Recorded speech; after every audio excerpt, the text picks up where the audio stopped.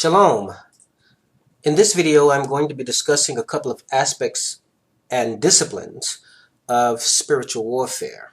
In the last video, we talked about the art of stillness as it pertains to meditation, but we didn't really go deep into meditation itself. But in this lesson, we want to go deeper and explore what meditation actually is and how essential it is to our spiritual walk with Yahweh, the Most High. Just a few scriptures to confirm the fact that it is a biblical practice that is commanded of us, and that was also practiced by spiritual patriarchs in the Bible. In Genesis 24:63, it reads, "And Isaac went out to meditate in the field at the eventide, and he lifted up his eyes and saw, and behold, the camels were coming." All right, now, in Joshua chapter 1, verse 8, it reads, "The book of the law, this book, all right, of the law, should not depart out of your mouth, but thou shalt meditate therein day and night." In Psalms 1 and 2, it says, "But his delight is in the law of the Lord, and in his law doth he meditate day and night." Psalm 63 and 6, it reads, "When I remember and meditate thee in the night watches." All right, some more scriptures. These are very good, but we want to really just pound in the fact that we have to do this if we really want to be successful in our spiritual warfare and in our walk. Psalm 119:23 says, "Princes also did sit and speak against me, but thy servant did meditate in thy statutes." Okay, now this is very different. All right, biblical meditation is very different from the Eastern religions and the New Age movement, because what they're focusing on is either nothingness, meaning emptying out the mind of everything, or they're meditating not on God, but actually the meditation and the focus is turned inward, where they're looking inside for peace. Okay, we don't look inside ourselves for peace or joy or anything, because there is no good thing that dwells in the flesh. We look to God, to Yahweh Elohim, for all things, because he is where our help comes from. In Psalm 119:78, it says, "Let the proud be ashamed, for they dealt perversely with me without a cause, but I will meditate in thy precepts."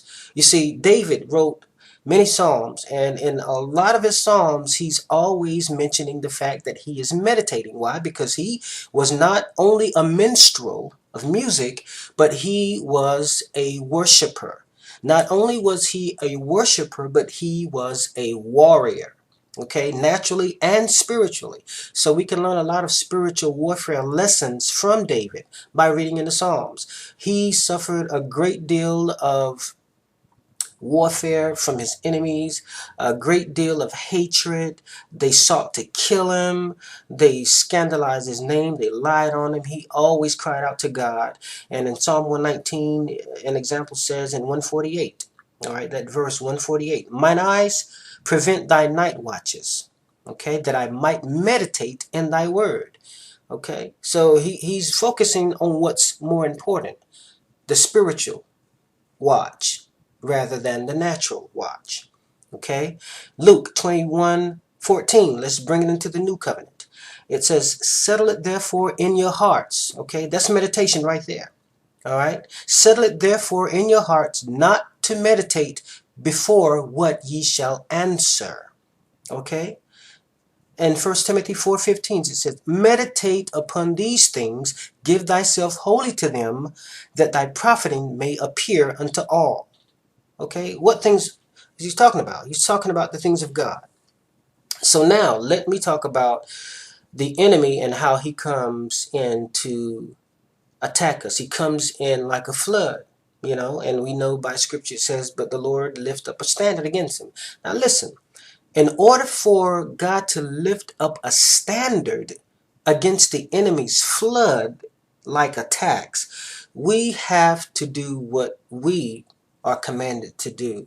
And in order for the angels that are working on our behalf to be empowered to fight for us, we have to pray and meditate. We have to give ourselves to meditation. All right? Now, a part of meditation is breathing. And that is the last thing that I discussed in the Art of Stillness video. I didn't say anything much about it. I just said that we must breathe. Let us inhale and exhale. But in this video, I'm going to kind of talk about that a little bit. And Genesis 2:7, it says, "And Elohim," or Yahweh, "formed man of the dust of the ground and breathed into his nostrils the breath of life. And man became a living soul." Now in this scripture, we can see that there is a correct way to breathe when entering into meditation. All right. The Almighty breathed into man's nostrils, not his mouth.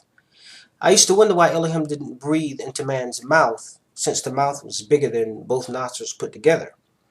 But after researching the respiratory system, I discovered that the beginning of the respiratory tract is located in the nostrils. So this further confirms the omniscience of Yahweh, because he knew that starting at the beginning of the respiratory tract would give birth to Adam's consciousness. Furthermore, when breathing, we should inhale through the nostrils and exhale through the mouth. Now, if you played any sports or know anything about athletics, especially those that require cardio, you will know that the correct way to breathe is in through the nose, out through the mouth. Okay? Now, this is a fundamental principle of meditation. Okay, mainstream Christianity past labeled this practice New Age. Okay? There's a distinct difference between transcendental meditation for the sole purpose of trying to contact some spiritual entity. But biblical meditation is for achieving stillness in the presence of the Creator. Okay, New Age philosophy instructs its practitioners to realize and to breathe in the white light, and the white light represents goodness and purity to them. Upon exhaling, one should breathe out the darkness or evil that lies within the soul. While this may seem practical, I do not recommend this practice. I simply wish to convey importance, all right, of breathing in the presence of the Creator. Okay? Now, visualization is something that's, been kind of popping up in modern day Christianity over the past couple of decades. Notice in the previous section, the term visualize was mentioned. Okay? This is another aspect of New Age meditation. One thing we must keep in mind is that this concept was first introduced to us by the Creator. To visualize simply means to form a mental image or to make perceptible to the mind or imagination. In Romans 4:17, it says, "As it is written, I have made thee a father of many nations, before him whom he believed, even Yahweh, who quickeneth the dead, and calleth those things which be not as though they were." Now in this passage, Paul refers to Abraham as the father of faith. He uses Abraham's example to exhort believers to speak the intangible into physical existence. In order for one to accomplish such a task, one must first seek the intangible before speaking it into physical manifestation. This, my friend, is nothing more than visualization. Spiritual leaders all over the globe are teaching their parishioners that they must first learn to see their miracle, their breakthrough, their destiny, and anything else they wish the Creator to do for them, and then speak what they see by faith into the earth realm. If ministers were to use the term visualization, they would be indicted for teaching sorcery and divination.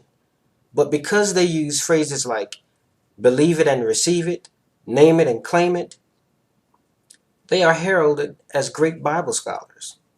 This is one of the many double standards of mainstream Christianity today. It is quite clear that what the church calls witchcraft and sorcery are actually methods